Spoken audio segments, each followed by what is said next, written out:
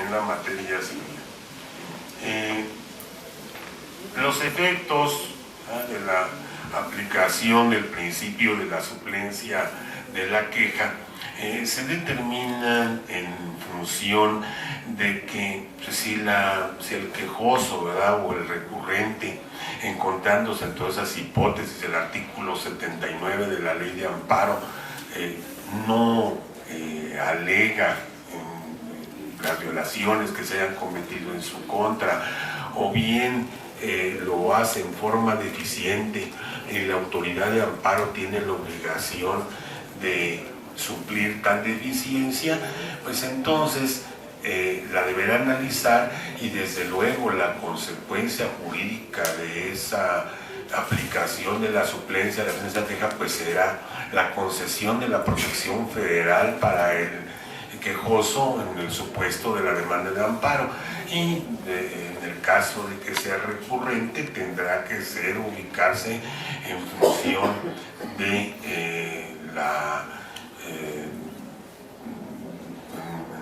en este caso tendrá que aplicarlo teniendo en cuenta que no haya expresado agravios el recurrente, o bien que los haya expresado en una forma deficiente, pero se encuentre dentro de las hipótesis del artículo 79. Y entonces declarará fundados esos agravios y le concederá la razón. Aun cuando la Suprema Corte de Justicia de la Nación ha dicho que no necesariamente el hecho de que se supla la deficiencia de la queja quiere decir que se le vaya a dar la razón al quejoso, pero cabría preguntar qué caso tiene el que la autoridad de amparo supla la deficiencia de la queja si no le va a dar la razón al quejoso, no le va a dar la razón al recurrente. Ya sabes que hay una violación, debías de haber alegado en esta forma, pero de cualquier manera, aunque lo hubieses alegado, no te favorece, pues solamente a los señores de la Corte se les ocurrió esa barbaridad. La verdad de las cosas es que si se va a aplicar la suplencia de la defensa de queja, pues consecuentemente le tiene que dar la razón al quejoso, le tiene que dar la razón al recurrente en caso de su aplicación, porque de otra manera no se entiende para qué se aplica esa suplencia. Sin embargo, es importante resaltar que pues, los gobernados, el quejoso o el recurrente, en las hipótesis que enmarca el 79 de la ley de amparo, pues tienen la obligación de, en su demanda de amparo, en sus recursos que interpongan, aducir, argumentar razonamientos lógico-jurídicos para que pues, la autoridad de amparo se percate de las violaciones que se han cometido. No es aconsejable que pues, nos vayamos porque hay suplencia en la defensa de queja, pues no digamos absolutamente nada. Es válido porque así lo señala la ley, pero no es tan válido si tenemos en cuenta que la autoridad de amparo, cuando no se alega absolutamente nada, aún encontrándose dentro de las hipótesis que enmarca la ley de amparo para suplir la deficiencia de la queja, pues simplemente la autoridad de amparo no la suple. Lo hemos visto en multitud de ocasiones que desafortunadamente no lo hacen debiendo realizarlo porque así les obliga la ley, pero también hay que preguntar, ¿verdad? ¿Qué pasa si la autoridad de amparo no suple la deficiencia de la queja? Aquí hay dos cuestiones, dos aspectos que habría que ponderar. Por un lado, en el amparo directo y por otro lado, en el amparo indirecto. En el amparo directo, si la autoridad de amparo omite la aplicación de la suplencia de queja, pues no va a pasar absolutamente nada. Simplemente la debiera aplicar, pues lógicamente para conceder la protección federal al quejoso o para conceder la razón al recurrente y declarar fundados sus agravios en lo que corresponda. Pero que desgraciadamente, si no se hace, ¿qué es lo que pasaría? Simplemente o le niega el amparo, le cree infundados, inoperantes, inatendibles los agravios que formule el recurrente y quedaría firme la resolución de primer grado. Y entonces, en esa situación anómala, ¿qué podríamos hacer, verdad? Pues, no podemos hacer absolutamente nada.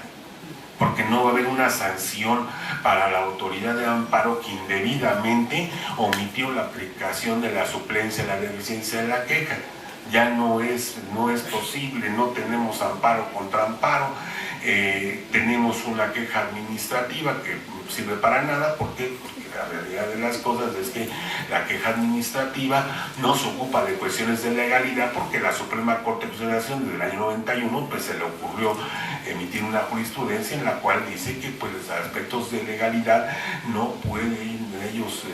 examinarlo en una queja administrativa, y de esa tesis de jurisprudencia de la Corte pues el Consejo de la Judicatura Federal la ha adoptado, y entonces pues esas violaciones quedan sin sanción, ¿verdad? Y además que la ley tampoco señala qué pasaría o qué sucedería en el supuesto evento de que la autoridad de amparo indebidamente, a pesar de que la ley lo señale, no supla la deficiencia de la queja. Entonces ya todo quedaría consumado en su totalidad, no se podría hacer nada, y entonces ahí desde luego que no sería o no es aconsejable el que no se formule en consideración, no obstante que se encuentre en los casos de la suplencia de la queja, salvo la cuestión de los menores, salvo la cuestión de los indígenas, que la Suprema Corte de Justicia de la Nación sí ha puesto mucho énfasis y mucho cuidado en ello, sobre todo por el interés superior del menor y la desprotección de que sufren los indígenas, pero hasta ahí. Los demás casos habría que verlos y habría que analizarlos, y realmente no parece ser que la Corte se preocupe mayormente por eso, y menos los tribunales de la Federación. En este caso, y hablamos particularmente de un tribunal colegiado de circuito. En tanto que en amparo indirecto, bueno, pues todavía tenemos alguna posibilidad de que en un momento determinado pudiésemos alegar algo. ¿Qué podemos alegar? Pues en el recurso de revisión. Todo lo que no alegamos en la demanda de amparo, bueno, pues entonces vemos que no suplió la deficiencia de la queja, alegamos esa violación al artículo 79 en la fracción que corresponda, y el Tribunal Colegiado de Circuito se verá obligado a estudiar y analizar si efectivamente existió esa omisión en la aplicación de la suplencia de la deficiencia de la queja, o no existió la omisión, y ya resolverá lo que proceda conforme a derecho. Pero no se queda uno en esta situación, como en el caso del amparo directo, ya no es posible, porque si bien es verdad que en el amparo directo pudiera existir el recurso de revisión, que además es con los requisitos que marca la ley, pero que debía de hacerse énfasis en lo que la Suprema Corte de Justicia de la Nación determine, porque es una facultad, es una atribución de la Corte, que si va a fijar un criterio de importancia y trascendencia, admite el recurso y analice lo que corresponda, y si no sucede que no va a aplicar o no va a emitir un criterio de importancia y trascendencia, pues entonces no tiene por qué admitir el recurso y lo desecha. Habría que ver cuántos recursos se desechan en la Corte de revisión en amparo directo, ¿verdad? ¿Por qué? Porque la Corte generalmente dice no voy a fijar un criterio de importancia y trascendencia, y como consecuencia de ello pues desecha el recurso. Entonces ni ahí podría aplicarse si la autoridad de amparo, Tribunal Colegiado de Circuito, no supliera la deficiencia de la queja, pues desde luego quedaría el quejoso en estado de indefensión. Ese es el problema, ¿verdad? Pues que aparece y que se plantea. También, a pesar de lo que dice el 79, que pues señala los casos específicos de suplencia de la deficiencia de la queja, también tenemos en otra parte de la propia ley de amparo, que es en el artículo 213, esa obligación de la autoridad de amparo de suplir la deficiencia de los agravios, tanto en el recurso que enmarca ese título como en los incidentes que también se señalan en ese propio título, que es el título tercero de la ley de amparo. En este caso también está obligada a suplir la deficiencia de la vía, entonces de la vía y de los agravios, que pues desde luego en cuestión de los agravios no es otra cosa que suplencia de la deficiencia de la queja. El recurso a que alude el título tercero de la ley de amparo es el recurso de inconformidad. Recurso de inconformidad que procede cuando la autoridad de amparo tenga por cumplida la sentencia de amparo, cuando declare su imposibilidad material y jurídica para que se cumpla, en los casos del incidente de repetición del acto reclamado, ¿verdad?, que se declare infundado, y en los supuestos de que se declare que no procede la declaratoria, la denuncia por la violación a la Declaratoria General de Inconstitucionalidad. Entonces, en esos casos procede el recurso de inconformidad, que bueno, pues la Corte ha determinado el amparo de indirecto que lo resuelva el Tribunal Colegiado de Circuito, no obstante que la ley de amparo en el 203 señala que será la Corte, pero bueno, pues ellos se toman la atribución o la facultad que les ha otorgado el artículo 94 constitucional para que emitan acuerdos generales para el mejor despacho con los asuntos, que no quiere decir otra cosa más que deshacerse de los asuntos, y eso es lo que hace la Corte, ¿verdad? Si bueno, pues todavía está la inconformidad, pues que la resuelva el Tribunal Colegiado de Circuito cuando se trate de amparo indirecto, y solamente cuando sea amparo directo lo resolverá la Suprema Corte de Justicia de la Nación. Entonces, en esos casos, bueno, resolverá, y ya pues la resolución que se dicte, ¿verdad?, en el procedimiento de inconformidad, pues no habrá ya recurso ninguno. Ha emitido la Corte ciertos criterios en cuanto a la inoperancia de los agravios en el recurso de revisión, el recurso de inconformidad en amparo directo. Pero a mí me parece que hay ahí algo que no está muy claro, porque pues sí, ¿qué necesidad tiene la autoridad de amparo de examinar los agravios del recurrente en la inconformidad si debiera aplicar la suplencia de la deficiencia de la queja? Realmente parece extraño que la Corte pues emita un criterio, emita diversos criterios, no solamente emite uno, ha emitido diversos criterios en ese sentido sobre el hecho de que los agravios son inoperantes en el recurso de inconformidad. ¿Para qué? Si vas a analizar y tu Corte, igual el Tribunal Colegiado de Circuito, por la competencia delegada que le da la Corte en el Acuerdo 5/2013, bueno, pues tiene que analizar forzosamente o tendría que aplicar forzosamente la suplencia, la deficiencia de la queja. Entonces, bueno, pues si el recurrente alega en forma indebida lo que debe de manifestar, lo que debe argumentar, lo hace en forma inadecuada, pues lo lógico sería es que si efectivamente tiene razón, pues la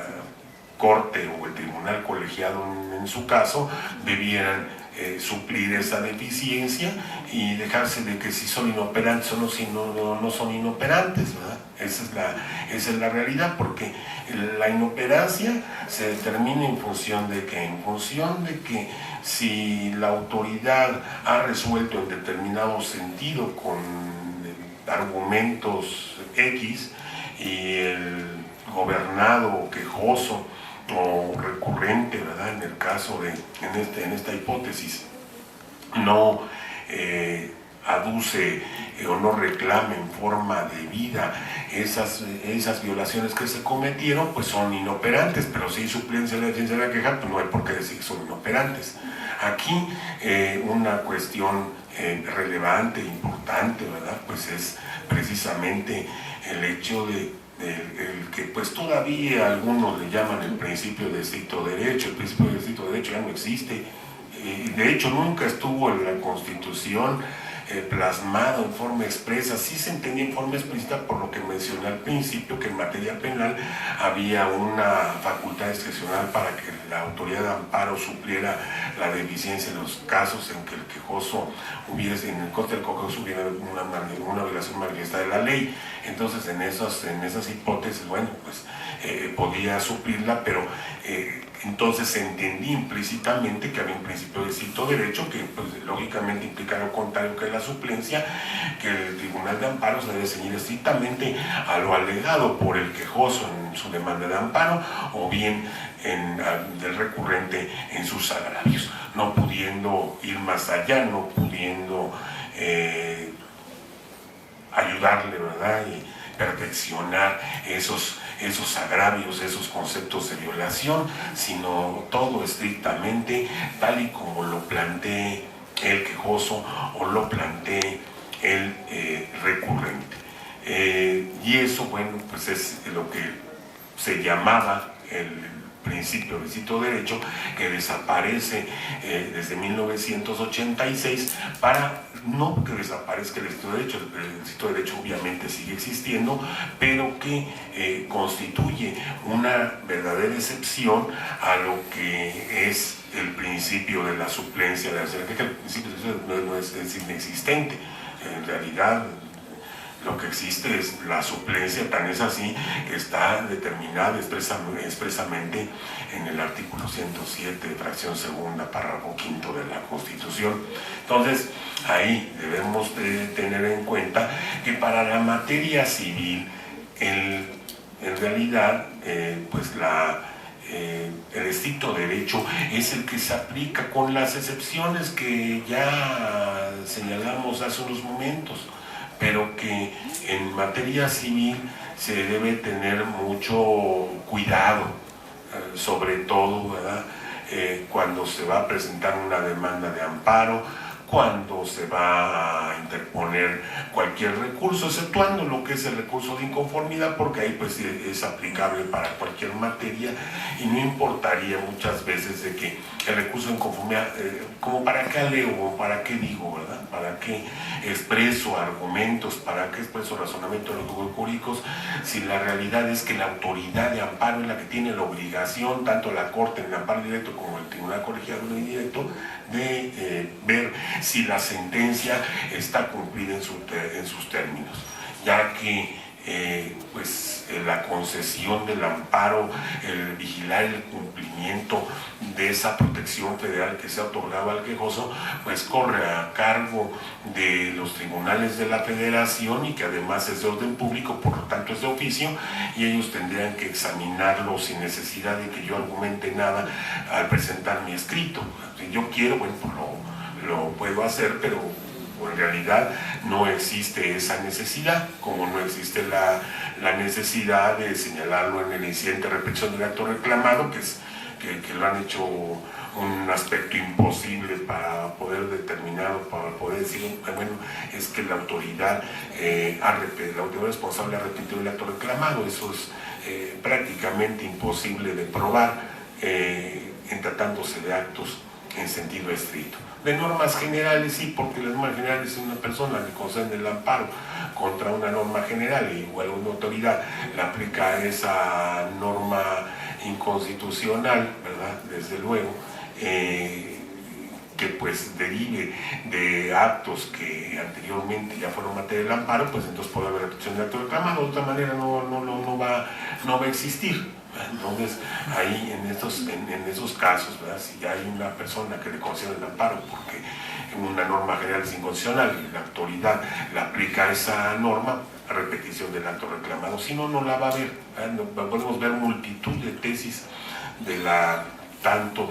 de la Corte como los tribunales colegios jurídicos que no existe la repetición del acto reclamado cuando, ¿verdad?, pues se promueve contra actos de autoridad en sentido estricto. Y desde luego aquí en estos casos, ¿verdad?, pues siempre ve uno que se actúa o se debe actuar dependiendo la materia civil es una materia compleja, es una materia que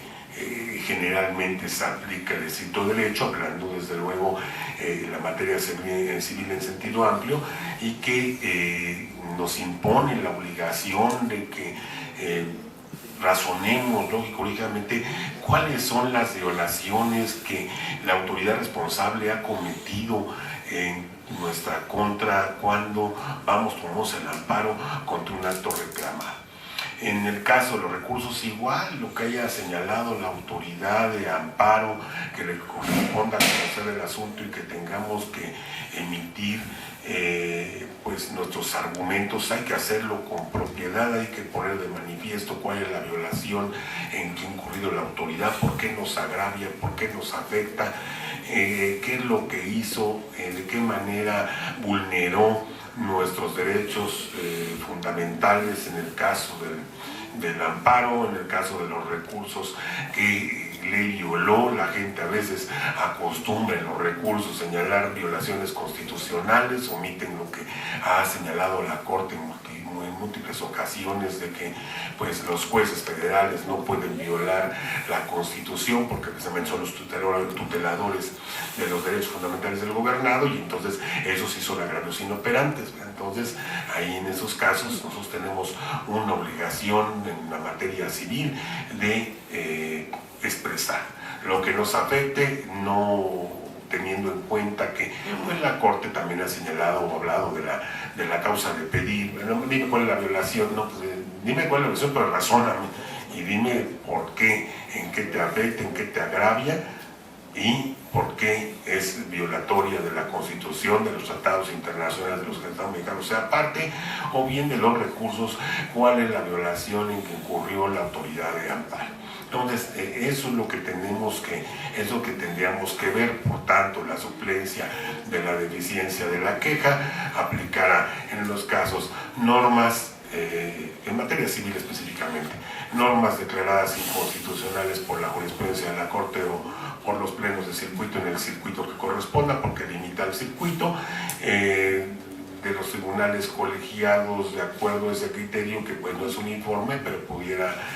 resultar un criterio orientador en los casos de los menores incapaces y de aquellos actos que afecten al orden y desarrollo de la familia, desde luego en aquellos casos en que haya una violación manifiesta de la ley que haya dejado sin defensa al quejoso, y en los casos de las personas que estén en un grado de pobreza y marginación que les impida el promover el juicio. En estos casos, ¿verdad?, para la aplicación de la suplencia de la deficiencia de la queja, la propia ley de amparo, el 79, en el último párrafo determina el hecho de que deberán abstenerse de aplicar la suplencia de la queja contra violaciones